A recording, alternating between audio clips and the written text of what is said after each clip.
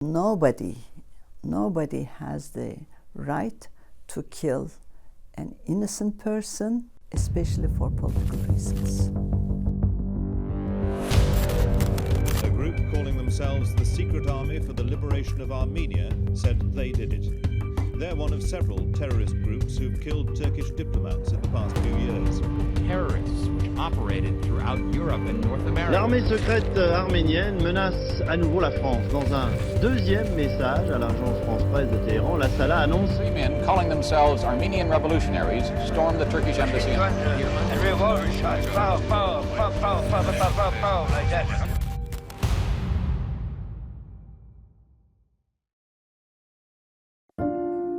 It was the 1970s. Mehmet Baydar and Bahadır Demir served in the Turkish Ministry of Foreign Affairs.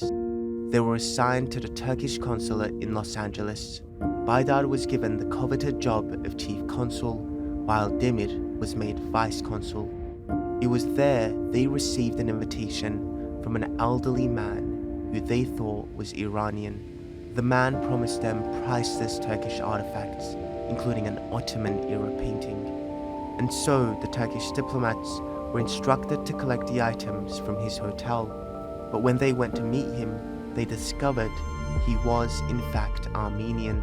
And during the course of that meeting, the Armenian man pulled out a pistol and murdered both Mehmet Baydar and Bahadır Demir. It was here, at what used to be the Baltimore Hotel in Santa Barbara, in January 1973, that Armenian-American Gürgen Yannikyan shot and killed two Turkish diplomats. Yannikyan's act set in motion a wave of violence by Armenian terrorist organizations that would kill 77 people, including 31 Turkish diplomats and members of their family. After shooting Baydar and Demir, Yannikyan sat down calmly in the room where he had committed the crimes. He called the police and waited for his arrest. I went to this hotel. I visited the site. I wanted to learn, to know what happened. And the room was being cleaned. And then I went to the morgue. And I just wanted to see, whether it was real or not and what happened. I tried to understand. Following the murders, two Armenian terror groups emerged. They called themselves the Armenian Secret Army for the Liberation of Armenia, or ASALA. And the second group went by the name Justice Commandos, or JCAG. Both claimed they wanted justice for what they believed was the intentional killing of Armenians under the Ottoman Empire in the early 1900s. But none of the victims of ASALA and JCAG's attacks had anything to do with this period. They weren't even alive during the Ottoman Empire. They were targeted simply for being Turkish. He wanted the publicity, he wanted to go to trial, he wanted to use this as a call to arms. And he had a manifesto that he mailed out before the murders took place, calling on Armenians around the world to rise up and to kill Turks. The two terror groups went on to kill dozens of people and wounding hundreds of others. They spread their campaign of terror beyond just Turks. Americans, Canadians, and Europeans also became targets. The tactics were just mindless terrorism. ASALA, in going after Turks, killed a lot of innocent civilians too. ASALA was like a loose terrorist cannon. Although ASALA was a leftist Marxist organization and the JCAG was a far-right nationalist, they were unanimous in their goals. They wanted to force the Turkish government to acknowledge that the ethnic conflict in eastern Anatolia in 1915 was an Ottoman-directed so-called genocide against the Armenians. The legal definition of genocide is that you're trying to kill an entire population by intention. You intend to kill an entire population. And of course, there is no document that shows that the Ottoman Empire intended to kill off the entire Armenian nation. the terror groups were involved in a combination of shootings and bombings that spanned North America, Europe, the Middle East, and the South Pacific. 2 years after the Santa Barbara attack, there were attacks in both Vienna and Paris, in which Turkish ambassadors were killed. Armenian terror groups ASALA and JCAG were quick to claim responsibility for all the attacks. I mean, there was some surprise, some shock, but you don't see many, if any, outright condemnation of the attack at least from the Armenian diaspora newspapers. Turkey's foreign ministry wanted support. Terörizmle mücadelenin kesin başarıya ulaşabilmesi için bu konuda tüm hükümetlerin kendilerine düşen yükümlülüğü daha fazla gecikmeksizin üstlenmeleri gerektiğini bir kere daha hatırlatmak istiyoruz. But more and more diplomats were being killed, and the terrorists behind the attack were not being identified. In 1977, a member of JCAG shot and killed Turkey's ambassador to the Vatican, Taha Çadım, as he was entering his residence in Rome. The attacker escaped, unidentified. Then 3 years later in 1980, the terrorism intensified, and there was a sudden, dramatic increase in attacks.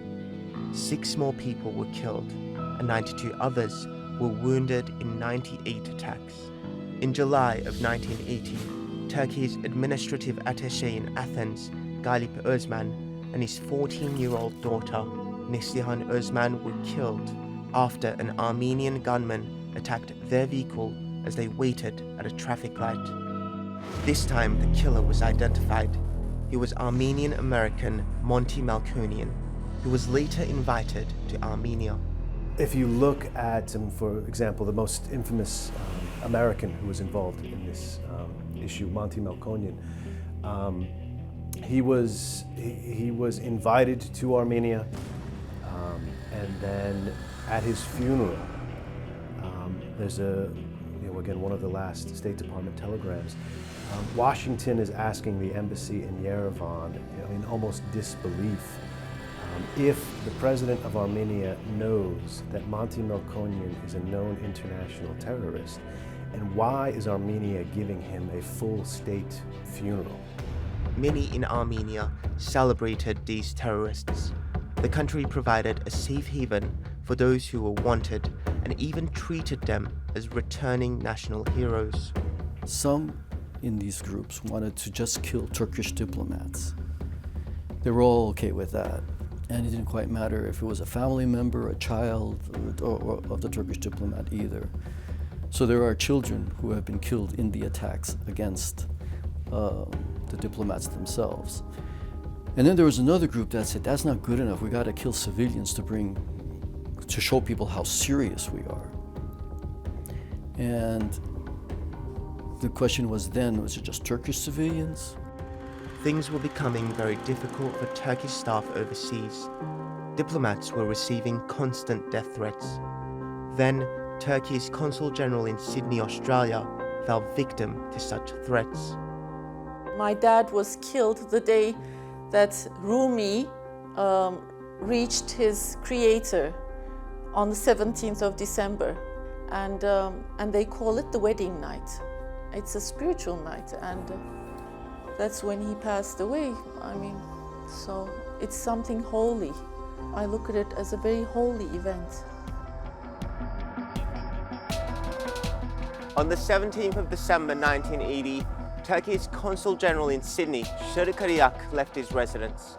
He and his attaché drove away in 2 cars. A few moments later, they were cut off by 2 masked men on a motorcycle. One of the men jumped off the bike and first shot the attaché using an automatic rifle. He then moved towards Ariak's car and shot him through the windshield. None of the men have ever been identified or indicted. I do have memories. It was right in front of me. I was like 8.5, close to 9 years old. We always had this thing about like they were going to come and kill my dad.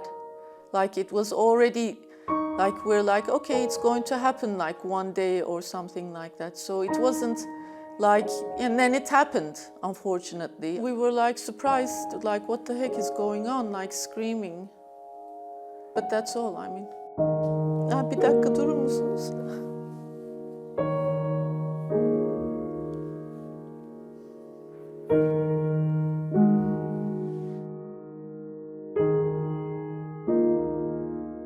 JCAG immediately claimed responsibility. The operation in Australia was done by Armenian revolutionaries. The attackers escaped, and they have never been found. It also makes a statement. Killing a diplomat shuts down international relations. I mean, diplomats are supposed to be protected wherever they are. Aryak had been a diplomat in Paris until 1975. Turkey's foreign ministry had believed Australia was a safer option for him and his family. Does that person do all the terrorists when they kill someone, if they're still alive? When they go to bed, are they in peace? His death was the first politically motivated murder in the state of New South Wales. We've been following the case since then, and we have been expressing the Australian authorities on every occasion our expectation for this heinous terrorist attack to be reinvestigated in all its dimensions and all perpetrators to be brought to the justice. The police say there simply weren't any leads and no suspects were found, but records suggest otherwise. Whilst there was a number of persons of interest identified, no firm suspects were identified that led to charging. Now, you say no firm suspects were identified, but in the ASIO reports of '87, it clearly states that there's a chief suspect to this, and his name is Levon Demiryan. Was he not part of this? Yeah, I'm not going to go into specifics around people named. There is certainly some material that's in the public domain, but it's counter to our investigation to focus on people as individuals. But just to understand, doesn't the Australian police work with the ASIO officers? Isn't there a coordination, or are they separate departments? No, certainly there's a joint arrangement there in relation to intelligence and evidence sharing. Look, I think we need to stop. So, turn it all off. Turkish newspapers at the time reported that Australian authorities were told about the threat to Aryak and that Turkey had requested protection. I think only years later I remembered, and I probably haven't told this to the police, so they may want to come and see me. I was playing across the road with the tennis ball. I see the tennis ball across the road against that little house, which has now got a fence around it. And I remember the ball going over, and there was a man there with a motorcycle. And I'm sure he was watching and just seeing what was happening and basically casing the place. I'm assuming it was the man, or one of the men. Now Australia too had an open case, an unidentified terrorist. Now almost 40 years later, the Australian police have decided to reopen the investigation with a reward of $1 million Australian dollars to anyone who provides information that leads to an arrest. But why was security not being given to these Turkish diplomats at the time? Was it that these terror attacks were being viewed simply as Turkey's problem to deal with? Was it possible that there was a blind eye being turned towards ASALA's and JCAG's activities? In 1981, Paris again became the location for another attack. 4 members of ASALA stormed the consulate after killing the security guard outside. The terrorists took 56 people hostage, including 8 women and a 3-year-old child. It was a terrifying ordeal over many hours. The terrorists tried to negotiate with French authorities, asking for political asylum. After the siege finally ended, the 4 men were convicted to 7 years in prison. The short custodial sentences caused outrage in Turkey. Some media outlets alleged that a secret deal had been made with the French government, and when the French Interior Minister, Gaston Defferre, called ASALA's cause just, it added insult to injury. I think the French regretted that very quickly, And the French even saw it as backfiring. To make a deal with the terrorists, it usually is going to backfire, and it's not going to solve the problem. It's going to make the problem even worse for France. As allegations of transnational support for the terror groups continued, so did the terrorism.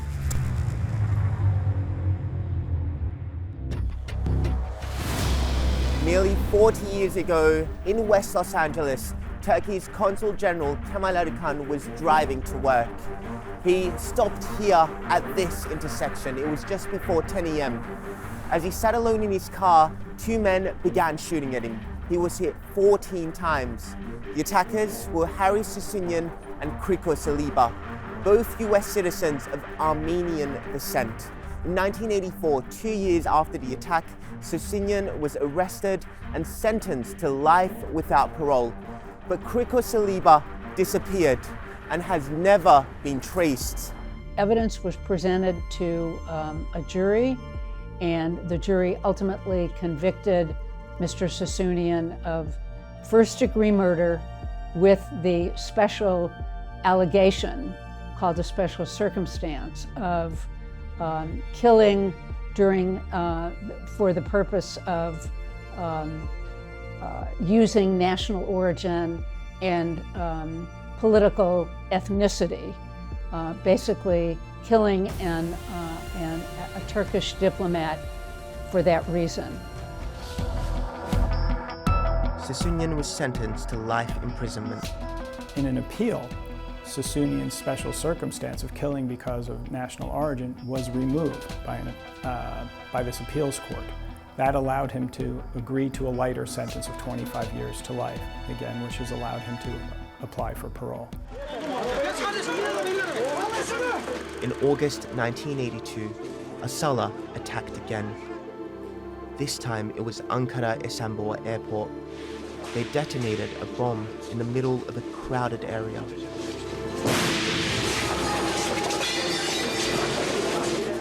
The two attackers then opened fire with machine guns,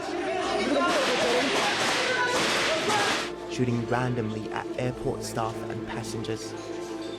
9 people were killed and 72 others were injured. The dead included 3 Turkish police officers, 3 airport workers, an American and a German. In 1983, yet more civilians were targeted. It was another attack in Paris, this time at Orly Airport, and this time people finally began to pay attention. Well, I think the Orly Airport bombing in France was one that turned a lot of neutral people against the Armenian terrorists, and even turned the Armenian civilians against the terrorists, because it was bringing bad publicity to the Armenians. A bomb exploded near the Turkish Airlines check-in desk. 4 of the victims were French, 2 were Turkish, 1 was Greek-American, and 1 was Swedish, including 1 child. It was the bloodiest attack on French soil since the Algerian War ended in 1962. This moment that was so spectacular, that killed an American, it killed some Swedes, some Germans, it had international impact, and could have been much deadlier. I mean, it seems that the bomb went off early, when it was designed to blow up in the plane and have killed everyone, but it blew up in the baggage handling area. This was a turning point for Armenian terror groups ASALA and JCAG. The attack drew international outrage. After the Orly attack, they round up the Armenian suspects very quickly. So it seems that they had still been under surveillance.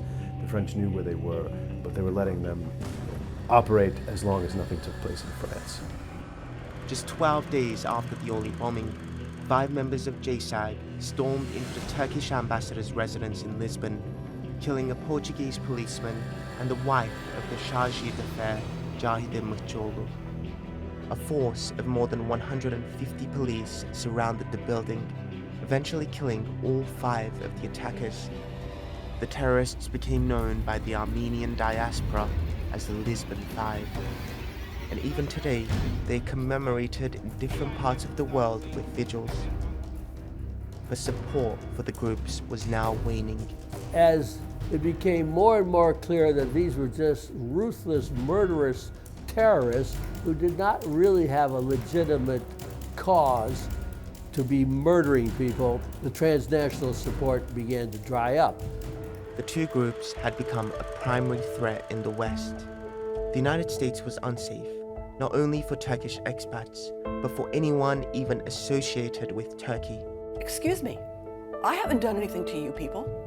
I'm a good person. It's like, how dare you come after me or my family? Bonnie Joy Karslan was married to a Turkish man and was well connected with the Turkish expat community in California. She was asked by the Turkish ambassador if she would become honorary consul in San Francisco.